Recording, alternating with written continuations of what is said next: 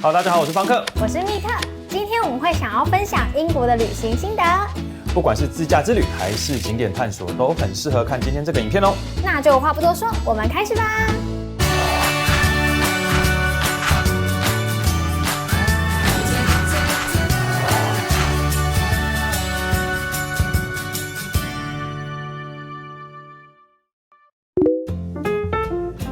这一次我们还是选择去租 Six， 在维多利亚车站租的。我们在上平台租的时候就有发现一件事情很特别，它的价格会一直浮动，而且浮动范围很大哦。我第一次看到的时候，大约在500多英镑，隔几天或是隔1-2个礼拜之后，我再上去想说好，确定了，我们要来订车了。哇，变900多英镑，差很多哎，快要变2倍了。我们也不知道为什么，时间又比较靠近的时候呢，我看到的价格又恢复到500多。当下我没有犹豫，马上订。后来呢，现场要去跟柜台拿我们的车子的时候，原来维多利亚车站属于一个高流量租借点，所以他们的车子租出去非常快，进来的也非常快，它的价格会有非常大的浮动。所以大家在租车的时候，如果今天租的是比较重要的一些交通枢纽的位置，也可以看一下，可以去关注一下，你会省很多钱。真的，我觉得差很多哎，500跟900英镑，没错。都可以买保险了。真的，租车公司还是会跟大家去推荐自己的保险。那如果你有自己的保险，你也可以去让他知道。没错。对，但如果说直接跟租车公司保他们的险，说真的会有很多事情上面是最安心、最方便。你会省很多麻烦。省很多麻烦，但会贵一点点，大家可以自己评估。你觉得这一次在英国自驾的感觉如何？右驾王者。对，右驾王者。没有啦，其实右驾的经验是从我们去日本租车去累积来的。如果说我没有在日本租过车，我没有去体验过右驾这件事情的话，直接上英国，其实我觉得是有点紧张的，尤其是英国。你进圆环的时候，会刚好跟你去欧洲其他国家，像是德国、法国不一样，反过来。对，完全相反。你原本要看左边，现在要看右边。原本可能是你进去以后你要这样子绕，会变成你进去以后变成这样绕。对，所以其实是一个相反的方向。对，但我觉得你第一次在遇到右驾的时候，我觉得有一个小技巧跟大家分享，不要当第一台车。领头车不要当领头车，不然的话，你如果等一下要转弯，你不知道他进哪一道，对，你就最好是看到前面有一台车，然后你跟着他，是最安全的，然后也保持一个安全车距。讲到这个英国的话，几乎大家都真的开很快，没有龟速车。我觉得英国的路好像是不是比较小，尤其是在那个乡间小路的时候，你跟旁边沟槽大约就只有这样吧。我们有看过前面有一台车啊，它根本就是压那个水沟盖过去，压着沟槽走过去的。然后我们就想说，它应该也是观光客。但是，然后后面开超快，后面开很快，那个后面应该是当地人，哇，开超快，乡间小路在山路里面用标的。后来好不容易我终于让开了，我先给他过。对，我们压力好大哦。没错，那一样会有内外车道的问题嘛？那一样其实跟很多国家都一样嘛，在内车道我们会尽量把车道让出来给需要超车的人使用。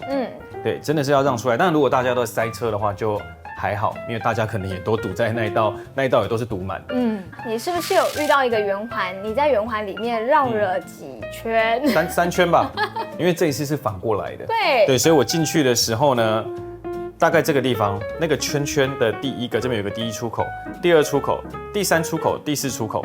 然后我好像要进第2还是第3，对不对？对，然后我不太确定，很大胆的开，马上就错过，所以我这样绕的时候绕了3圈。为什么会绕了3圈？因为第一圈的时候我在想，我是从哪个入口进来的，我要走第几个，有点忘记了。你已经开到黄生。对，因为我已经不太确定，因为它是圆环，所以我已经不太确定哪一个是第一个，哪一个是第2个，所以第3个的时候就赶快转出去。所以大家不要在圆环里面停下来找路，你就放心的绕。如果停下来找路，非常危险。非常危险，因为在圆环里面的时候，大家都是不断的在行驶的。因为你是有优先权的啊。对，只有在等圆环的人会停哦。如果你要进圆环，你是这个方向进去的时候，这边有来车的话，绝对不要进去哦，先等他过你才可以进去，不然一定会擦撞。对，因为他们一定不会刹车。真的，我发现我们对于交通讲蛮多的但是蛮重要的，因为我觉得交通真的很重要。那你觉得这一次的加油方式怎么不一样？这一次加油，其实因为在欧洲嘛，那我们上次有分享过，就是大部分都是自助加油。你加完油之后，就直接走到柜台跟他说你的机台号码，然后他们就会帮你去做结账的动作。但这一次呢，我们在英国第一次加油的时候，我遇到的是可以插信用卡的。对，不太一样。对，就当然是有一点疑惑说，那我是要先加再插，还是先插再加？不过当下蛮有趣的哦，遇到一个壮汉下来就跟我说 ，Hey bro，you need a hand？ 对，我说哇，好热情哦。真的，哇，我超壮的，然后看起来凶悍一点点，但其实非常的热情的问我需不需要帮助，跟他聊了一下，然后告诉我说哦，大概顺序是怎么样，对于加油的顺利就完成了。体验还蛮好的。对，所以大家如果是在英国遇到这种信用卡插卡的机台啊，结完账就不要再去柜台了，对，你在机台完成就好。对，你觉得可以离开了？没错。讲到英国伦敦，你对于这一次自驾的塞车程度觉得如何？塞到爆，塞到爆！说真的，我完全体验到英国伦敦的塞车状态。然后那个塞车的状态其实就跟台北市上下班时间差不多塞，在那边开车的时候，行进的其实是缓慢，很慢，车很多，真的很多。但是这个时候呢，想要跟大家分享一个很重要的资讯，在伦敦市区里面一个区域开车的时候啊，会有一个费用叫做拥塞费。伦敦市区开车的时候，我们只要进入到某个范围，我们看到一个招牌，上面是写着红底白字的一个 C， 一个 C。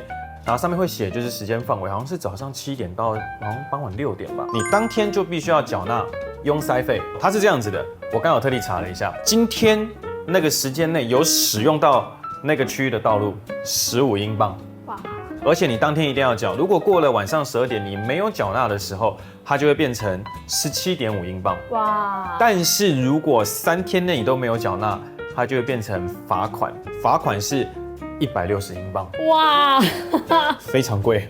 3天就160，对，3天就160了，没有再客气的。哇，那好，这真的很重要。我觉得拥塞费真的很重要，非常重要。所以大家如果有去伦敦开车，记得你进到市区里面，应该会有一个拥塞费需要去做缴纳。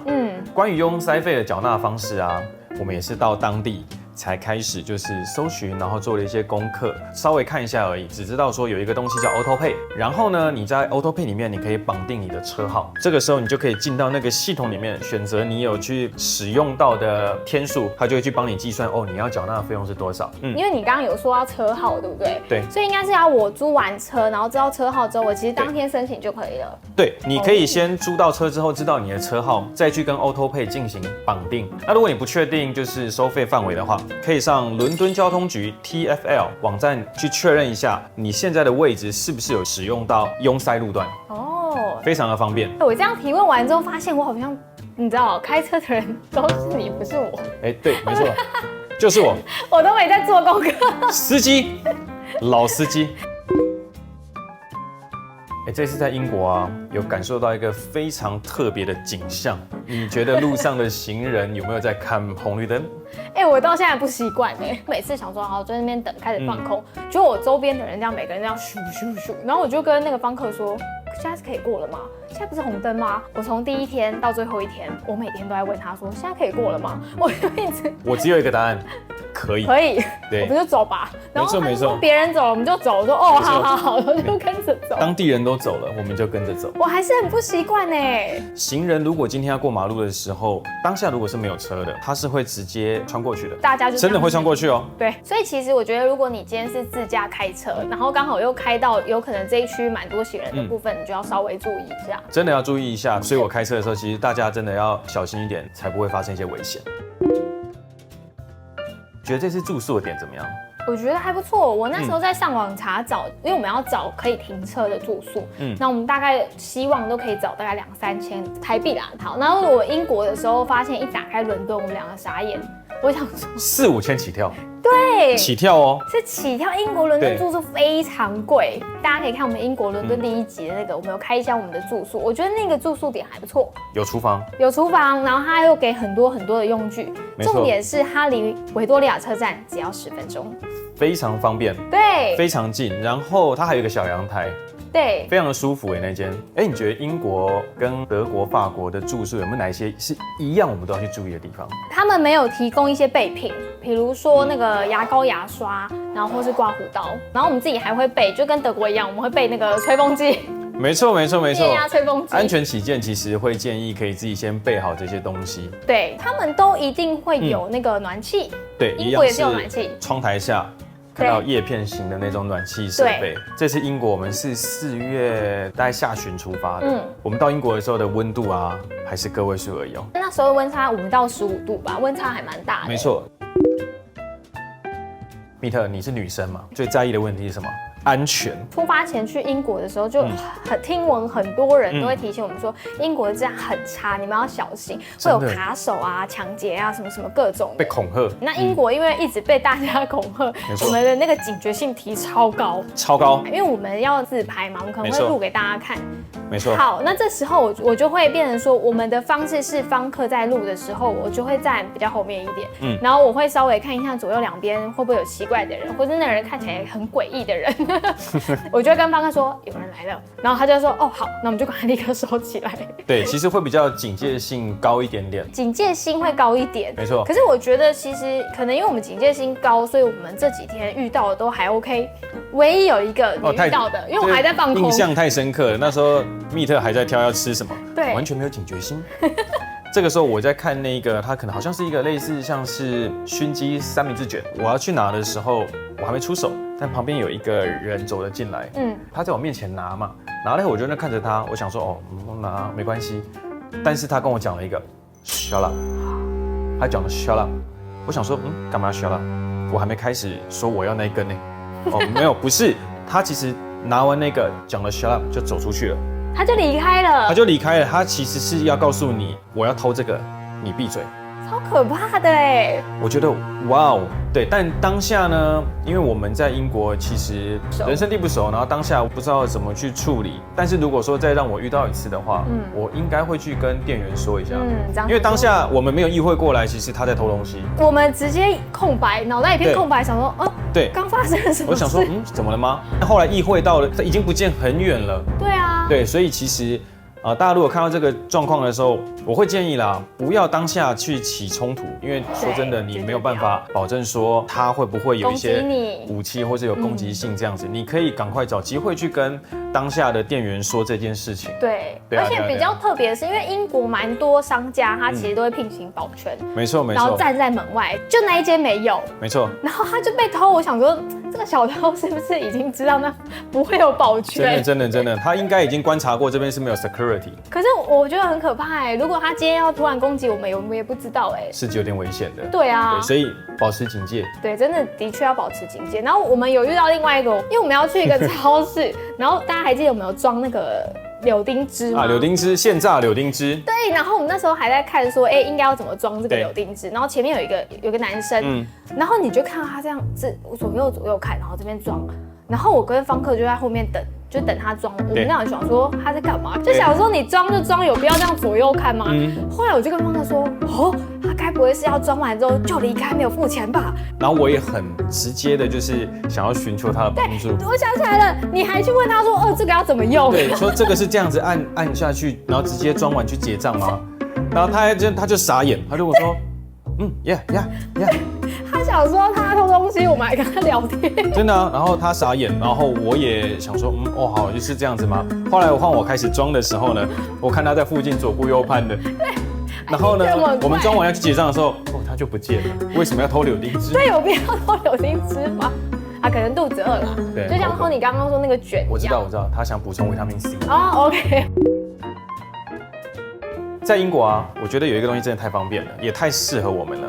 电子支付超方便，超级方便。在英国，我觉得大概98%吧，真的，全部都是收电子支付。没错。然后你要付现给他，他也不想收。没错，你只能用信用卡或者是 Apple Pay。对，这种电子式的，包含比如说你搭地铁。哇，地铁真的太方便了。因为其实我们在出发前，那个我们的手表它就会跳出你要不要设定成交通卡，对，然后我们就说好，结果去逼的时候，不是交通卡，可是一样可以用电子支付方式进去。以 Apple Watch 来说，你就是按电源键2下，对，或是你拿 iPhone 的话一样，叫出你的 Apple Pay，对，卡片跳出来的时候，你就去感应，你的闸门就会打开，对，然后要出站的时候记得同一张信用卡，要同一张信用卡，对，然后一样哔哔，它就会自动的打开闸门让你出去。对，我觉得还蛮方便的。对，而且支付的记录啊，其实都会有。之前你有提到那个点餐扫 QR code， 对不对？没错。它也是用电子支付，没错。然后我有遇过一个问题，就是那一天我们自己的网络收讯不好，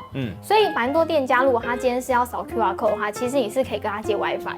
对，它是可以提供 WiFi 让你去扫他们 QR code 才可以点餐，所以我觉得这个地方不用太担心。不过说到这个啦，如果是用 Apple Pay 的话，就不需要网络了。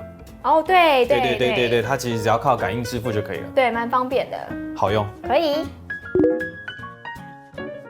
讲到这个，我一定要跟大家提，因为一定很多人想问。好，我们去德国、去法国、去奥地利，全部上厕所都要钱。没错。然后尤其在法国，厕所很难找，超难找。上次唯一去捷克上厕所不用钱，那英国呢？